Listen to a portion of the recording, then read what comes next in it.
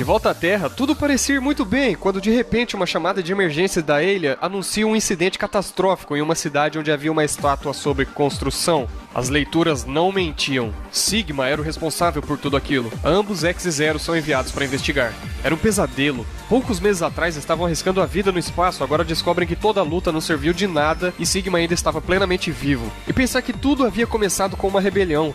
Agora a ameaça era mais real do que nunca. Qualquer vacilo, qualquer perda de tempo seria crucial para determinar o destino do planeta. Além disso, essa autoestrada destruída só trazia mais antigos maus sentimentos. Os dois se separam para cobrir áreas diferentes. Como a situação era emergencial, ele apenas havia conseguido preparar a Force Armor GX sem o Nova Strike. A navegadora chama atenção para o fato de que as leituras Mavericks indicavam para um local próximo à estátua em construção e alerta ao Hunter Azul que perdeu quaisquer indícios da presença de Sigma ou Zero, sendo o último contato feito em algum lugar mais acima. X passa por algumas paredes compressoras e finalmente chega no ponto mais alto, onde encontra Zero bastante danificado e sem um dos braços. X se assusta e pergunta o que aconteceu. Zero diz que só está com o orgulho um pouco ferido e pergunta sobre Sigma. Nenhum dos dois sabia de onde aquela entidade maligna surgiria. Torciam para ser um alarme falso e a ausência de leituras indicando a presença do inimigo trazia uma pontinha de esperança. Porém, Zero fez uma colocação crucial. Sigma é um vírus. Como tal, não pode ser visto ou analisado como qualquer outro tipo de dados. Era necessário sentir sua energia maligna. Era a única forma de encontrá-lo.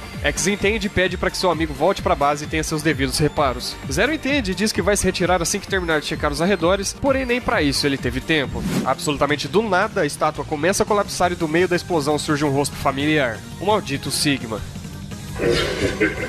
Stupid Maverick Hunters, you will all feel the true Maverick power right before you die.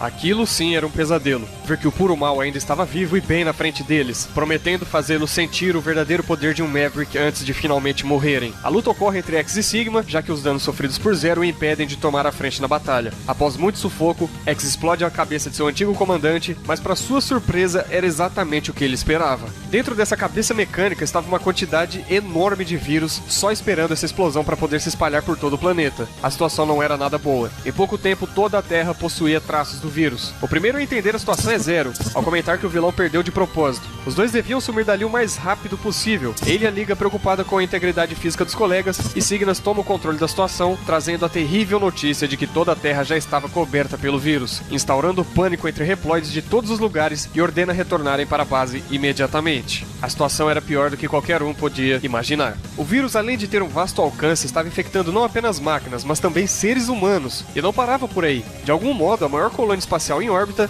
a Eurásia, estava em plena rota de colisão com a Terra. A previsão era de que tudo iria pelos ares em meras 16 horas. Se chegasse a esse ponto, era o fim da vida na Terra. Não restaria vida orgânica ou mecânica para contar a história. Era uma questão delicada, mas ele não viu outra opção. Precisariam destruir a colônia e todos os seus habitantes para salvar o mundo. Porém, a única arma potencialmente capaz disso era o canhão Enigma, um artefato bastante antigo. A única outra opção era um voo tripulado em uma nave, mas nesse caso seria uma viagem apenas de ida. O piloto basicamente teria que se explodir com a colônia ou tentar a sorte e ejetar no último instante. Pensaram na possibilidade de usar o piloto automático, mas até mesmo a tal nave já sentiu os efeitos do vírus. Signas pergunta qual a integridade do Enigma e Douglas responde bastante pessimista. Estava praticamente inutilizável. Para ser possível utilizá-lo, muitos reparos e peças seriam necessários. Do jeito que estava, era impossível arriscar um disparo. E como se tudo já não tivesse ruim o bastante, vários dos Maverick Hunters de menor patente sucumbiram por causa do vírus e pouquíssimos agentes estavam em plenas condições de cumprir missões. Era necessário juntar todo o pessoal disponível e fazer o impossível em prol do conserto do Enigma. Segundo Douglas, 4 itens eram essenciais para colocar o canhão em uso novamente e apenas 4 reploides muito específicos poderiam ajudar nesse momento. Era necessário contar com a colaboração deles ou, na pior das hipóteses, tomar a força.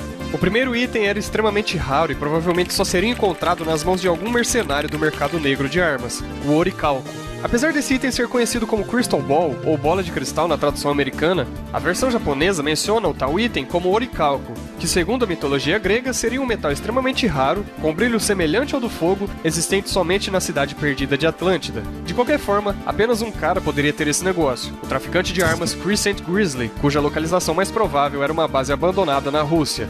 O segundo item necessário era o hidrogênio, que serviria de combustível para o canhão. O jeito mais rápido que tinham para conseguir essa substância era através de uma grande quantidade de água. O corpo d'água mais próximo era o Oceano Atlântico Norte, que estava sob o comando de Tidal Whale, de quem deveriam ter a permissão permissão para o uso da água. Com sorte, ele entenderia a situação e cooperaria. Pelo menos era o que esperavam. O terceiro item era o cartucho de energia. Talvez esse item não fosse tão difícil de conseguir, pois estava nas mãos de Volt Kraken, um antigo Maverick Hunter, agora aposentado, que mudou de vida e resolveu trabalhar de forma mais pacifista, desenvolvendo tecnologias em engenharia elétrica na Coreia. O quarto e último item já seria um pouco mais complicado de se obter. Os Hunters precisariam contatar a maior autoridade em tecnologia de lasers do mundo para conseguir o dispositivo laser. Acontece que essa tal pessoa, o Dr. Shining Firefly, era conhecido por ser bastante reservado com suas criações, mas era necessário ser otimista e acreditar que, diante das circunstâncias atuais, ele acabaria cooperando.